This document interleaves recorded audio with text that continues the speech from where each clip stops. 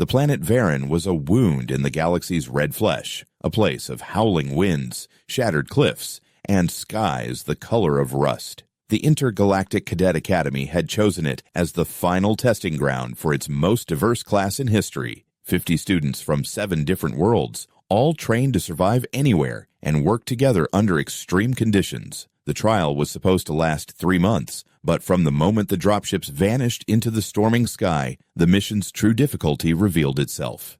Coexistence. The Academy believed shared struggle would erase prejudice. It had underestimated how deep old wars could cut. Among the cadets stood a single human, Eli Marin. He was not the strongest, nor did he possess the advanced senses or telepathic abilities of the other species, but he had something that rarely appeared on recruitment tests: relentless curiosity. When others hesitated, he observed. When others panicked, he built. And when others sought division, he looked for meaning. On the first day, he saw the beginnings of what would soon turn into open hostility. The Tarn arrived in sleek carbon armor that shimmered like oil. Cold-blooded and methodical, they hailed from a world where desert wars had forged a culture of precision and dominance. The Lurians, their historic enemies, emerged soon after, tall, silver-skinned beings with luminous eyes and minds capable of shared thought. Their telepathic coordination made them appear almost like one organism, graceful but intimidating. Both groups landed within sight of each other on opposite sides of a deep canyon, their distrust instant and electric. When one Lurian stepped too close to a ridge that the Tarn considered their perimeter, a spear was thrown, not to kill, but to warn. The message was received and returned in kind, through a telekinetic pulse that sent sand and dust swirling around the Tarn commander's boots. The instructors orbiting high above in silent observation had designed the exam to test cooperation. Every cadet had received limited supplies, a survival pack, a week's worth of rations, and a single multi-tool. The rule was clear: no violence, no weapons designed for killing, no external communication with Orbit Command. They were to form alliances, build sustainable shelters, and survive until extraction. But in the face of the canyon's endless silence, it became evident that rules alone could not enforce peace. Old rivalries were reawakening in every uneasy glance and clenched jaw. Eli spent the first nights in a makeshift tent near the edge of the gorge. His translator device hummed softly beside him, recording the fragments of arguments shouted across the ravine. He heard the Tarn accuse the Lurians of stealing heat crystals. He heard the Lurians insist the Tarn were hiding food caches. None of it made sense, but in the absence of proof, paranoia bloomed like fungus in damp soil. He tried to speak to both groups, but each side distrusted him in different ways. The Tarn respected his endurance, but despised his neutrality. The Lurians admired his empathy, but feared he might be manipulated by the Tarn's aggression. He became an outlier, useful to both, trusted by none. By the 5th day, clear lines had been drawn in the dust. The Tarn built their camp high on the eastern ridge, where the wind cut through the air, but the view provided tactical advantage. The Lurians occupied the canyon floor, where geothermal vents offered warmth and moisture. Between them stretched a vast scar of red rock and fractured glass, an impassable zone filled with echoing winds and collapsing ledges. The humans' tent stood at the northern tip of this no-man's land, like an unwanted witness to the growing division. Each night, the stars glowed faintly through the dust storms, and Eli wondered whether anyone above still believed the Academy's creed, unity through adversity. On the 7th day, the first real confrontation occurred. A Tarn patrol discovered a broken equipment crate near the canyon floor. The insignia belonged to the Lurians. Within hours, a message echoed through the gorge, carried by amplified sound waves from the Tarn commander, Vorik. His voice boomed like metal striking stone. "Return what you stole, or we will take it ourselves." The Lurians replied not with words, but with a wave of psychic pressure that made every rock vibrate. The ground shuddered beneath Eli's feet as he watched from a distance. The air turned thick, charged with an invisible current of fear. For a moment, he thought the exam would end in blood despite the rules. But just as the Tarn prepared to advance, an overhead alarm blared from the Academy's orbit beacon, warning them that any confirmed act of violence would disqualify both teams. The Tarn halted, seething with frustration, while the Lurians retreated into the shadows of the canyon. That night, Eli walked alone through the dark, guided by a dim light strapped to his wrist. He approached the border between the camps, where broken metal from old supply crates glittered under the twin moons. He crouched down and traced a line in the sand with his finger, thinking about the meaning of boundaries. He realized the canyon itself had become more than a landscape. It was a reflection of everything the galaxy feared: difference, distance, division. His mind wandered back to his grandmother's stories about Earth, about how villages once built bridges not just for travel, but for peace. He remembered her saying that the first bridge was not made of stone, but of trust. Standing there, listening to the echo of distant voices, he began to imagine something that could connect these warring cadets before the trial turned disastrous. The following morning, the two factions resumed their cold standoff. The Tarn were drilling spears into the ground, marking their territory, while the Lurians meditated in a circle, sending telepathic messages that pulsed faintly in the air like invisible ripples. Eli approached a Tarn engineer named Kor, asking if he could borrow unused cable wire. Kor frowned but handed him a bundle, muttering something about human curiosity leading to trouble. Later, Eli visited the Lurians' camp under the pretense of repairing his translator, though in truth he studied the way they shaped molten sand into glass sheets for their shelters. His mind was already designing something new, something that would need both metal and glass, both logic and empathy. The storm that came that evening was the strongest yet. Thunder rolled through the canyon like a wounded beast. Wind tore through the tents and bent the steel rods that anchored them. Eli huddled beneath a tarp, watching lightning illuminate the opposing camps. He could see Tarn silhouettes rushing to secure their supply crates, and Lurian figures holding their glowing staffs against the storm. The contrast was striking. One side all brute efficiency, the other spiritual coordination, and both utterly incapable of cooperation. He felt anger rise in his chest, not toward them, but toward the system that had thrown so many species together without healing their past wounds.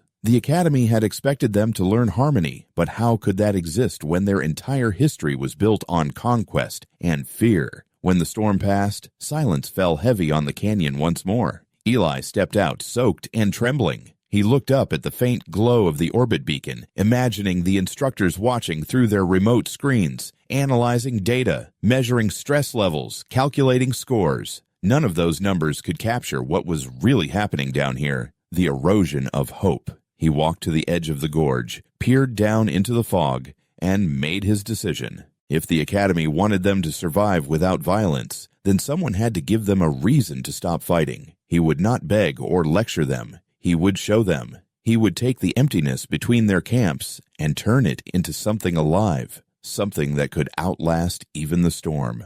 As dawn crept over the ridges, Eli gathered every scrap of material he could find: twisted metal, discarded cables, resin-soaked vines, broken shards of glass. He carried them to the narrowest part of the canyon and stared into the abyss. The drop was hundreds of meters deep, but the walls were close enough to touch if one dared to hang by a rope. He tightened his gloves, exhaled, and murmured a single sentence to himself: "If we can't cross this, none of us deserve to leave." Then he drove the first anchor into the stone. The metallic clang echoed through the canyon, sharp and defiant. It was the sound of something beginning, not another war, but the faint, improbable birth of peace. Eli began his work at sunrise, when the canyon still slept under a veil of mist. The air carried the acrid smell of scorched metal from the night's storm, and the cliffs were streaked with new cracks. The world was silent except for the slow, rhythmic sound of his hammer striking stone.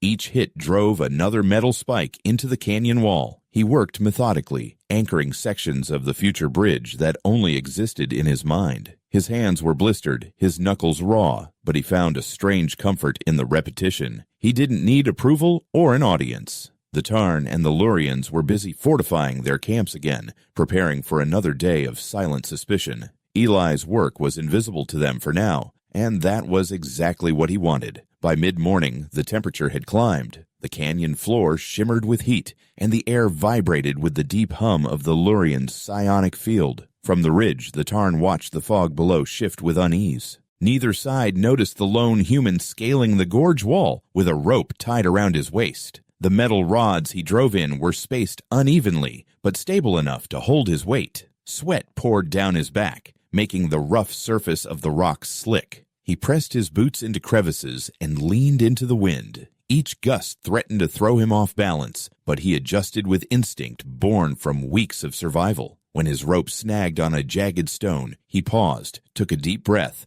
and muttered a single phrase that had become his quiet mantra: "Keep building forward." In the afternoon, the first Tarn patrol spotted him. From the eastern ridge, a soldier named Reich pointed his blaster at the small, moving figure on the cliff.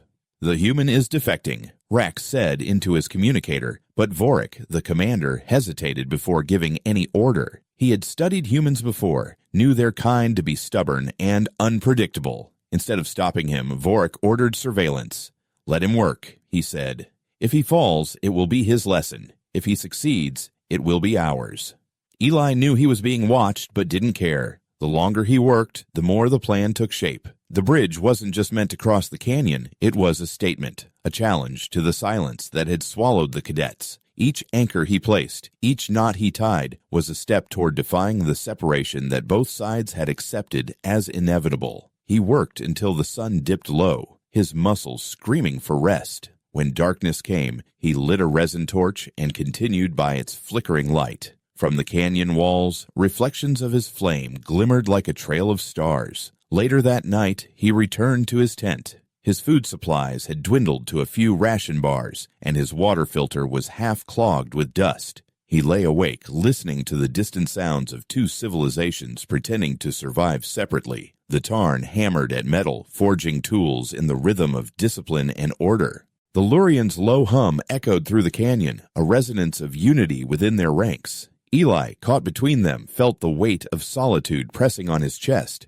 But instead of despair, he felt a growing determination. If he could create something visible, something undeniable, perhaps it would interrupt the pattern of hostility that defined every interaction between those two races. At dawn, he ventured into the neutral zone between camps, a barren expanse of cracked ground littered with remnants of old academy equipment. He scavenged relentlessly, filling his pack with steel shards, broken wires, fragments of glass, and even chunks of the crashed cargo drone that had delivered the first supplies. He found a length of carbon tubing bent in half and hammered it straight using a rock. He carried coils of synthetic fiber, remnants of parachutes, and vines hardened by the dry wind. By noon, he had enough material to reinforce the bridge's first segment. Crossing back toward his construction site, he heard footsteps behind him. He turned sharply and saw a Lurian cadet watching him from a distance. Her name was Nira, one of the youngest in her group.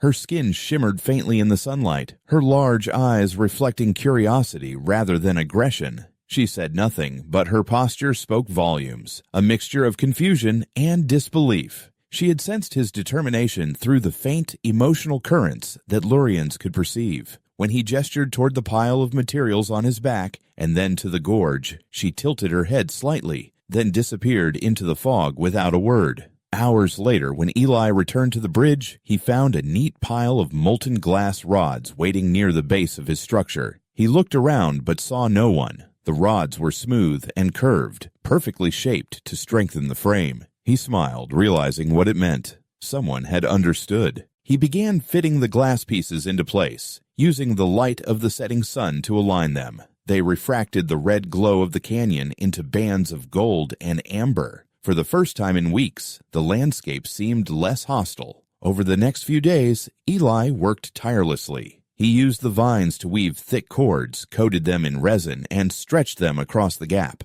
He tested each rope with his full weight, bouncing slightly to check its tension. The bridge was crude, uneven, and far from complete, but it was alive. The sound of its swaying cords became his new heartbeat. At night, he lay near the edge of the canyon, staring at the flickering lights on both sides. The Lurians' bioluminescent shelters glowed blue, while the Tarn's torches burned orange. Two colors of survival, opposite yet complementary. He thought about what would happen once the bridge connected them, whether they would cross peacefully or burn it down out of pride. He knew it could end in disaster, but he also knew that fear of failure was no excuse for doing nothing. One evening, as he tightened the last section of rope, a Tarn scout approached him cautiously. It was Kor, the engineer who had given him the wire days earlier. He stood silently for a moment before speaking.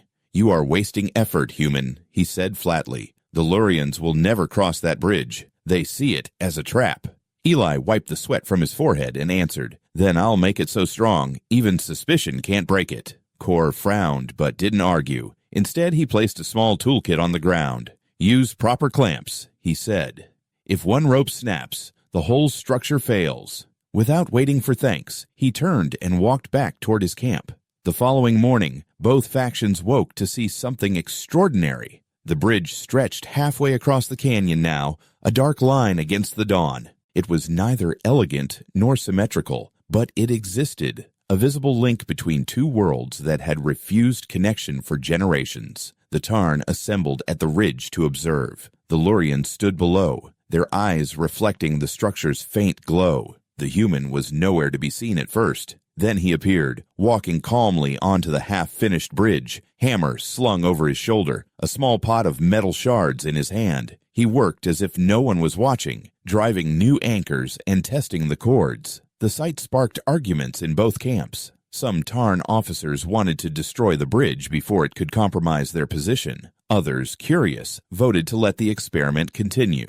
The Lurians debated telepathically among themselves, uncertain whether this act was foolishness or courage. From the distance, Nira watched again, her focus fixed on Eli's movements. When one of her superiors ordered her to ignore the human, she turned away but couldn't stop thinking about the structure glowing faintly in the sunlight. As days passed, the bridge grew longer. Eli began painting resin on the ropes to prevent weather damage, blending practicality with something strangely artistic. The phosphorescent material caught the night wind, creating ripples of light that shimmered across the canyon. Soon, those below called it the Bridge of Firelight. He worked alone, but the isolation no longer felt empty. Every echo of his hammer was answered by distant murmurs, the sound of species who, for the first time, were not focused solely on hate or fear, but on something unknown and fragile, hope. When the second storm arrived, stronger than the last, he tied himself to the bridge and waited. The wind howled, the ropes strained, and shards of rock rained from above. But the bridge held. It swayed violently, creaking and bending, but it did not collapse. In the midst of chaos, Eli laughed, a rough, breathless sound carried away by the storm. He knew then that the structure had already fulfilled its purpose. It had not yet united the Tarn and the Lurians, but it had forced them to look toward the same place. In a world divided by pride, even that was a beginning. By the time the next dawn painted the canyon walls gold, the bridge stretched from one side of the gorge to the other. It hung there like a scar stitched across a wound, trembling slightly in the wind, but refusing to break. The Tarn watched from their ridge with guarded suspicion, while the Lurians observed in silent fascination from below. Both camps were hungry, exhausted, and running low on supplies. The storms had destroyed many of their storage units, and the cold nights had taken a toll on everyone. Yet, instead of tending to their survival, they stood at a distance, captivated by what one human had managed to accomplish. Eli stood at the center of the bridge, his boots planted firmly on the planks, his hands gripping the rope railing he had woven himself. He looked across at the two camps separated by fear and arrogance, and for the first time, he felt something shift in the air. Not peace yet, but curiosity. He lit a fire at the center of the bridge that morning. Using the last of his resin and some splinters of wood scavenged from old crates, he built a small pit, sheltered by stones. The fire caught quickly, releasing a thin column of smoke that rose into the pale sky. He set a pot above it, melting snow he had collected from the ridge and dropping in strips of dried meat and grain dust. The smell drifted across the canyon, cutting through the wind. It was faint at first, then thicker, warm, and oddly comforting. The Lurians turned their heads toward it, their telepathic links humming with confusion. The Tarn shifted uneasily, their commander watching through his scope. Vorik narrowed his eyes, muttering under his breath, "What is he doing now?" Eli stirred the pot with a metal rod, waiting for the scent to spread. His stomach ached from hunger, but he wasn't cooking for himself. He knew the smell would reach both sides. Hunger was stronger than pride, and he was betting on it. When the stew began to boil, he ladled a portion into a metal bowl and placed it on the railing. He then took another and set it on the opposite side. "If food can cross the gap, so can peace," he whispered, not expecting anyone to hear. Hours passed before anything happened. The Tarn held their position, whispering among themselves, while the Lurians stared silently, their eyes glowing faintly in the dusk. As the second night fell, Eli stayed awake on the bridge, feeding the fire, making sure it didn't die. He felt the weight of the silence pressing against him, but he refused to retreat. He cooked again in the morning, this time adding crushed mineral roots for flavor. The smell was richer, smoky, and sweet. When he lifted his head, he saw movement. From the Tarn side, Kor appeared, cautiously stepping toward the bridge. His weapon was slung over his shoulder, unused, and his face carried no hostility, only curiosity. "This is madness, human," Kor said when he reached the edge. "You'll fall, or worse, starve here alone." Eli gestured toward the pot. "Then join me before I do." Kor hesitated, then stepped onto the bridge. The structure groaned under his weight, the ropes stretching slightly, but it held firm. Each step echoed across the canyon, the sound sharp and deliberate. When he reached the middle, he crouched near the fire, peering into the pot. "What is that smell?" he asked. "It's food," Eli replied simply, "for whoever is brave enough to eat it." Kor frowned, but accepted the bowl Eli handed him. The first sip made him cough. It was too hot, too unfamiliar, but he didn't stop. For a long moment, the only sound was the crackle of fire and the faint hum of the canyon wind. When Kor finished, he set the bowl down and nodded once. "You're insane," he said quietly, "but this works." Then he turned and walked back to the ridge without another word. That small act didn't go unnoticed. Lurian scouts had watched the exchange from below. Among them was Nira. She stood motionless, her thoughts brushing faintly against the collective link of her peers. She didn't speak aloud, but a message rippled through the group. An impression, a question, an emotion, curiosity again. That night, when Eli returned to his small tent at the base of the bridge, he found something waiting for him. A glass jar filled with luminous blue liquid. It was warm to the touch and pulsed faintly with energy. He uncorked it and caught a whiff of sweet, metallic air. Lurian nutrient serum. A gift. The next morning, he poured the serum into the stew. The broth shimmered faintly with a blue glow, casting reflections on the ropes. The air filled with a scent that made his mouth water. He cooked in silence, waiting, knowing the gesture had been seen. By midday, the first Lurian crossed. It wasn't Nira, but another older cadet with cautious eyes. She carried no weapon, only a small satchel. When she reached him, she took a seat opposite him without speaking. Eli handed her a bowl. She sipped, her expression unreadable, then slowly exhaled through her nose. The warmth from the food seemed to soften her posture. "It reminds me of home," she said finally. He smiled faintly. "Then it's working." That evening, as the sun sank behind the cliffs, a strange sight unfolded. The Tarn lit their torches. The Lurians' bioluminescent symbols glowed, and in the center of the canyon, the humans' fire burned like a third star. The bridge had become a place neither side could claim, but both could see. Eli sat near the flame, eating slowly, his thoughts drifting. He had not planned for diplomacy or recognition. All he had wanted was silence to end. But what was happening now felt like something greater, a fragile thread of understanding stretched across generations of conflict. Over the next few days, the bridge became more than a structure. It turned into a rhythm, a heartbeat that pulsed through the canyon. Each morning, Eli lit his fire and cooked. Each afternoon, visitors came, sometimes one, sometimes two, sometimes groups that pretended to arrive by accident. They brought gifts, salt crystals from the Tarn, sweet roots from the Lurians, metal scraps, dried leaves, anything that could be exchanged. No one called it negotiation, but that was what it was.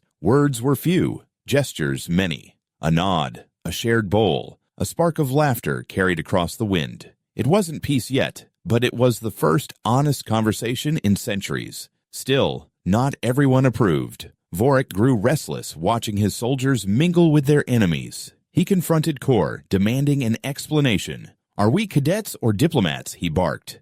"You're fraternizing with those who once enslaved our kind." Kor met his gaze without flinching. "Perhaps the Academy wants to see who can survive without hatred," he replied. Vorik didn't answer, but the tension in his jaw revealed his unease. On the other side, the Lurian matriarch, Sael, warned her followers to remain vigilant. "The human builds illusions," she said coldly. "Bridges are tools of control. Do not forget who you are." Her words rippled through the telepathic network, dampening the fragile hope that had begun to grow. Eli felt the shift immediately. Fewer visitors came to the bridge that day. The air grew heavier, filled with suspicion once more. He ate alone that night, staring at the dying embers. The wind whispered through the ropes, and for a moment he feared everything he had built was about to unravel. But just before midnight, he heard footsteps. Nira appeared at the edge of the bridge, her cloak billowing behind her. She approached silently and knelt beside him. "You are losing them," she said softly. "The leaders are afraid." Eli poked the embers with a stick. "Afraid of what?" She hesitated, her voice lowering. "Of being wrong." He looked at her then. Really looked, her luminous eyes, the faint glow tracing her temples where telepathic energy pulsed. "Then help me prove them wrong," he said. She nodded once, a slow, deliberate movement, and reached into her pouch. She drew out a handful of translucent stones and scattered them around the fire. They pulsed with soft blue light, amplifying the flame until it burned brighter than ever. "Tomorrow," she said, "we invite them both." When dawn arrived, the bridge gleamed like molten gold. Word spread quickly. There would be a gathering at the center. No one knew who had decided it, but curiosity was stronger than fear now. Tarn engineers arrived first, their armor reflecting the morning light. Lurian envoys came next, their robes flowing, their expressions guarded. Eli stood between them, calm but alert. He offered no speeches, only gestures, bowls filled with stew, hands open, fire warm and steady. For a long moment, no one moved. Then Kor took a step forward, followed by the older Lurian who had eaten with Eli before. They sat facing each other, silent. The fire crackled, the smell of food filled the air. And then, quietly, both reached for their bowls at the same time. That was the moment the war began to end, not through treaties or authority, but through hunger, patience, and the quiet defiance of one man who refused to accept that hatred was permanent. As the firelight flickered across their faces, the canyon no longer felt divided. For the first time since the exam began, the instructors watching from orbit saw something unexpected, not survival, but unity. The bridge was no longer just wood and rope, it was the heartbeat of a new beginning. The bridge of firelight had become a heartbeat pulsing through the canyon, a living thread between two species who had once sworn to destroy each other. In the days that followed the first shared meal, the bridge transformed into something more than Eli had ever imagined. What had started as a desperate experiment was now a daily ritual. Each morning, he lit the central fire and brewed a stew that had no single origin. It was part Tarn, part Lurian, and part human invention. The ingredients varied depending on who visited. Some days, the pot contained the thick, spiced grains the Tarn favored. Other days, it shimmered faintly with the blue glow of Lurian serum. But always it smelled like survival, and always it drew both sides closer. The first to arrive each day were the curious, the ones who had stopped caring about orders. Kor usually appeared early, carrying bundles of raw material salvaged from the cliffs. He would set them down without a word, roll up his sleeves, and help Eli reinforce the bridge's frame. His movements were deliberate, mechanical, but beneath the precision was something that had not existed before: trust. On the opposite side, Nira often arrived shortly after sunrise, her movements light, her robe trailing behind her as if she were made of mist. She brought containers of filtered water and shimmering plants that could purify the air. When she worked beside Eli, the bridge seemed to glow brighter, the resin ropes catching reflections of her light. By midday, more cadets joined. Lurians and Tarn gathered hesitantly at first, exchanging short nods, passing tools, occasionally trading words. Communication was slow, halting, but it happened. The air around the fire filled with sound. Hammer strikes, footsteps, low laughter, and the soft murmur of conversations that would have been unthinkable weeks earlier. Eli moved among them like a quiet force of gravity, his voice calm, his gestures patient. He didn't lead through command, but through example. He cooked, fixed ropes, repaired tools, and listened. When disputes arose, he didn't lecture. He handed someone a bowl and waited until the tension faded. The instructors orbiting above could hardly believe the data. The Tarn's aggression levels had dropped by 60%. The Lurians' telepathic distress frequencies were nearly silent. For the first time in recorded history, the two races were sharing a resource without external enforcement. One of the instructors muttered, "The human has created a neutral culture." Another replied, "He's rewriting the test."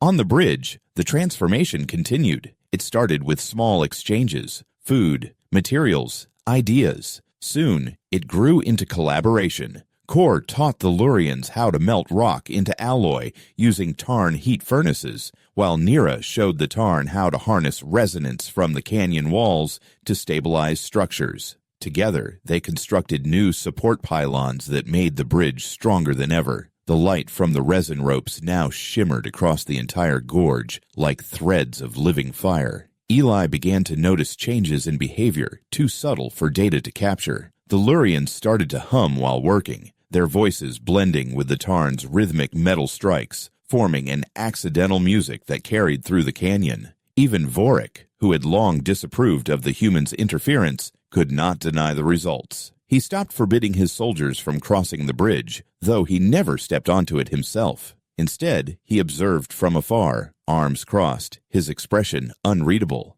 Yet beneath the growing peace, tension lingered. The exam was nearing its end, and no one knew what the instructors would decide. Rumors spread. Some said the academy would fail the entire class for violating the test's isolation protocols. Others believed the cooperation would be celebrated. Eli tried to ignore the speculation, focusing instead on keeping everyone alive and unified. But he sensed the unease in Kor's glances and in the way Nira hesitated before speaking of her superiors. The fragile balance he had created could break with a single order. One evening, as the sun bled red into the horizon, the Tarn commander finally crossed the bridge. Vorik moved slowly, his boots heavy on the planks, the sound echoing across the canyon. Every conversation stopped. Even the wind seemed to hold its breath. Eli watched him approach, unsure whether to speak. When Vorik reached the center, he stood before the fire, staring into the pot of stew simmering above it. "You've turned soldiers into cooks," he said in a voice that carried no mockery, only weary curiosity. Eli met his gaze and replied, "I've turned enemies into neighbors."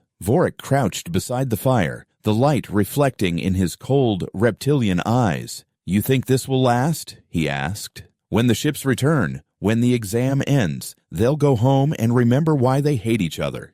Eli stirred the pot slowly, his voice quiet but steady. "Then let them remember that for 1 month, they didn't. That's enough to begin something." The commander studied him for a long moment before nodding once and standing. Without another word, he turned back toward his camp, leaving behind his ration pack, filled with smoked meat and salt. It was the Tarn equivalent of gratitude. That night, Nira approached Eli as the others drifted back to their camps. She stood beside him, watching the fire burn low. "You changed him," she said softly. "He will never admit it, but you did." Eli shook his head. "He changed himself. I just gave him a place to start." She smiled faintly, her eyes glowing under the moonlight. "And what about you? What will you do when this is over?" He looked out over the canyon, his expression distant. "I'm not sure. Maybe I'll build another bridge somewhere else."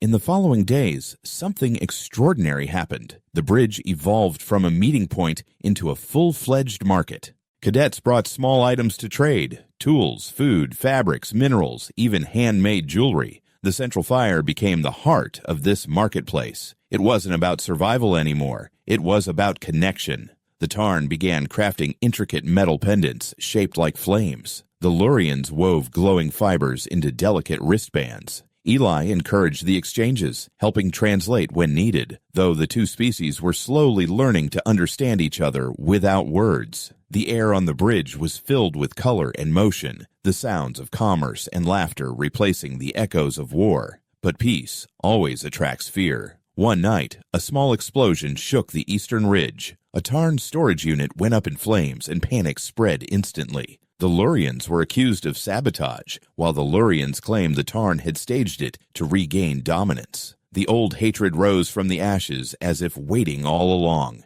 Fights broke out on both sides, arguments turning violent, telepathic waves clashing with shouted threats. Eli ran across the bridge, shouting for calm, his voice drowned by chaos. He found Kor trying to extinguish the fire, while Vorik barked orders for retribution. "Stop this!" Eli yelled, grabbing Vorik's arm. "If you strike now, everything dies with it." But the commander's face was twisted in fury. "We've been fooled once. Never again." Before he could act, Nira appeared at the edge of the flames. Her mind flared with psychic light as she projected her voice across the canyon. "Enough!" The force of her telepathic command froze everyone in place. The air shimmered with blue energy. "The explosion was not ours," she said, her voice echoing through every mind. "I felt the pulse. It came from the old Academy beacon. The storm overloaded it." Her certainty silenced the crowd. Vorik hesitated, scanning the wreckage. Among the twisted metal, he found fragments of an old communication device, still sparking. Slowly, his shoulders dropped. When the fire was finally out, exhaustion replaced anger. Eli sank to the ground near the ruined storage unit, his body trembling from the adrenaline. Nira knelt beside him, resting a hand on his shoulder. "You see," she whispered, "peace must survive even when truth is unclear. That's the only way it lasts." He looked up at her, his voice rough. "Then we'll make it survive." The following morning, work resumed on the bridge, as if the chaos had never happened. The Tarn brought supplies to rebuild what was lost, and the Lurians assisted in repairing the damaged pylons. Eli moved among them, his face marked with fatigue, but his eyes still alive with determination. The bridge had survived the storm, the explosion, and the return of fear. Now it stood stronger, not just as a structure of rope and resin, but as a symbol. The firelight in its center burned brighter than ever, reflected in every pair of eyes that crossed it. Above the canyon, the instructors recorded their final notes. One of them whispered, "He didn't just pass the exam, he changed its meaning." And far below, as dusk settled over Varen, Eli Marin stood on his bridge with soot on his hands and hope in his heart, knowing that even if the stars themselves went cold, something here would keep burning. When the final storm came to Varen, it arrived without warning. No flicker of lightning on the horizon, no whisper in the air. The sky simply cracked open. Winds screamed down from the upper atmosphere, sweeping through the canyon like a tidal wave of dust and fire. The first gust tore through the Tarn Ridge, snapping tents and scattering supplies into the void. The second struck the Lurian camp, bending their crystalline shelters until they shattered into shards of glowing glass. In the center of it all, the bridge trembled violently, its resin ropes straining against the fury of the planet. Eli stood on it alone at first, gripping the railing as the planks buckled beneath him. The light from the central fire whipped away in an instant, leaving him in near darkness. He could hear the roar of collapsing cliffs, the groan of metal under pressure, and the haunting cry of a storm that wanted to erase everything they had built. He didn't think. He acted. He ran toward the eastern end, where the first pylon was cracking under the wind's pull. The resin anchor had begun to tear free from the stone. He dropped to his knees, forcing his weight against it, his fingers burning as he wrapped new cords around the base. His lungs filled with dust. His eyes watered, but he didn't stop. He heard distant voices, shouts from both camps. Through the chaos, figures appeared, half blinded by sand and debris. Kor was among the first to reach him, clutching a toolkit in one hand, his armor dented and streaked with dirt. "You'll fall if you stay there," Kor shouted, but Eli shook his head, yelling back, "Then we fall together." From the opposite side, blue light cut through the dust. Nira was leading a group of Lurians, her glowing hands raised, forming a telekinetic shield to push the worst of the wind aside. Her voice, strong and clear even through the noise, echoed across the bridge. "Hold the cables steady. If one snaps, the rest will fail." She moved with precision, her energy bending the storm's force away from the structure. Her presence was like a beacon in the chaos, guiding the others forward. The Tarn engineers followed her orders without hesitation, and for the first time, the two rival races worked as one. Eli crawled along the bridge's spine, checking every knot and joint. The ropes vibrated like living veins beneath him. He could feel the energy of the Lurian shield merging with the raw mechanical strength of the Tarn's reinforcements. The bridge was no longer his alone. It was theirs now, built, tested, and defended by everyone who had once refused to even speak to one another. He reached the midpoint, where the central pylon swayed dangerously. The base had begun to crack, small fissures running through the stone. He pressed his ear to the surface and heard the faint groan of breaking rock. "It's giving out," he shouted. Kor tossed him a length of steel cable, shouting above the wind. Anchor it to the lower brace. Eli caught it, looped it twice, and drove the bolt through the joint, hammering it until his hands went numb. Sparks flew as metal bit into rock. The storm intensified, the sky flashing red with charged dust. He could barely see Nira now, her form blurred by wind and light, but her voice reached him again, calm but urgent. The supports are failing. We need to stabilize the west end before the resonance collapses. Without hesitation, Eli tied the last knot and sprinted toward her. The planks beneath his feet swayed wildly. A section behind him tore free and vanished into the abyss, leaving a gaping hole where firelight used to shine. He didn't look back. When he reached her, she was already kneeling beside the western anchor, her face streaked with dirt and sweat, her hands trembling from the effort of maintaining the shield. Kor arrived moments later, carrying 2 metal rods. "We can't hold this with muscle," he shouted. "We need leverage." Eli nodded and pointed to the remaining beam on the west side. "Fuse it into the rock," he yelled. Kor understood instantly. Using the heat torch from his belt, he pressed the rods into the fissures. The metal glowed white-hot, melting into the cracks. The Lurians channeled their psionic energy into the molten seams, cooling and hardening them faster than natural physics would allow. The result was crude but strong, a hybrid of Tarn engineering and Lurian power. The bridge groaned once more, but this time it held. Hours seemed to stretch into eternity. The storm raged through the night, stripping layers of rock from the cliffs. The cadets formed human and alien chains across the structure, each holding the next, refusing to let go. Eli moved among them, checking every connection, shouting encouragement until his throat was raw. He saw fear in their faces, but also something else, something fierce and bright. No one spoke of race or origin anymore. No one remembered old wars. There were only hands reaching out in the dark, keeping each other alive. When dawn finally broke, the storm was gone. The canyon was unrecognizable. Half the cliffs had crumbled. The Tarn camp was buried under dust, and the Lurian shelters were nothing more than shards of glass scattered across the valley floor. But the bridge still stood. It swayed gently, its ropes singed and planks cracked, but it was whole. Eli sat on the edge, his body aching from exhaustion, his clothes torn, his hands bleeding. Around him, Kor and Nira surveyed the ruins in silence. The others gathered slowly, their faces marked by equal parts awe and disbelief. Kor broke the silence first. "It survived," he said, his voice hoarse. Eli smiled faintly, staring at the structure. "No," he replied softly. "We survived." Nira knelt beside him, her hand brushing his arm. "You gave us something to hold on to," she said. "You made us believe we could be more than what we were taught." Eli looked at her, shaking his head. "No, you all made it real. I only gave it shape." From above, the sound of engines filled the sky. The extraction ships had finally arrived, sleek Academy transports descending through the fading dust clouds. The instructors had seen everything. Their voices crackled through the comms, instructing the cadets to prepare for departure, but no one moved. They stood silently on the bridge, looking at one another, unwilling to leave the place that had changed them. When the first ship hovered low, the instructors' voices softened. "All cadets have passed. Mission complete. Return for debrief." Eli turned to Kor and Nira. "You should go," he said. "Your people will need you." Kor crossed his arms and replied, "You think we'd leave the one who saved us?" Nira smiled, her eyes shimmering. "This bridge belongs to all of us. It's not finished until you leave with us."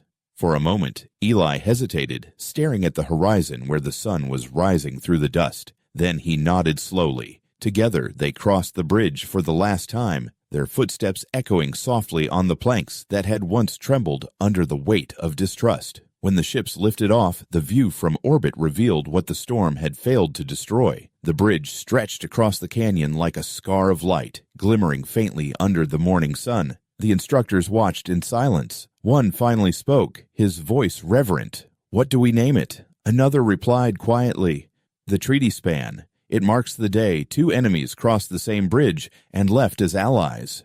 Months later, after the cadets had returned to their respective worlds, news spread across the galactic network. The story of Varen became legend. The bridge remained, preserved under Academy protection, a living monument to the moment when cooperation triumphed over fear. Pilgrims from both species began to visit, leaving offerings, metal fragments, glowing stones, handwritten notes in dozens of languages. The bridge became a place of vows, of reunions, of beginnings. Children of Tarn and Lurian descent were brought there to learn that peace was not just an idea, but something built plank by plank, with blood, sweat, and forgiveness. Eli Marin declined every invitation to speak publicly about the event. He returned to a quiet life on a frontier colony, where he worked as an engineer, repairing broken satellites and forgotten machines. But sometimes, at night, he would look up at the stars and imagine the bridge still standing, its ropes glowing faintly against the red sky of Varin.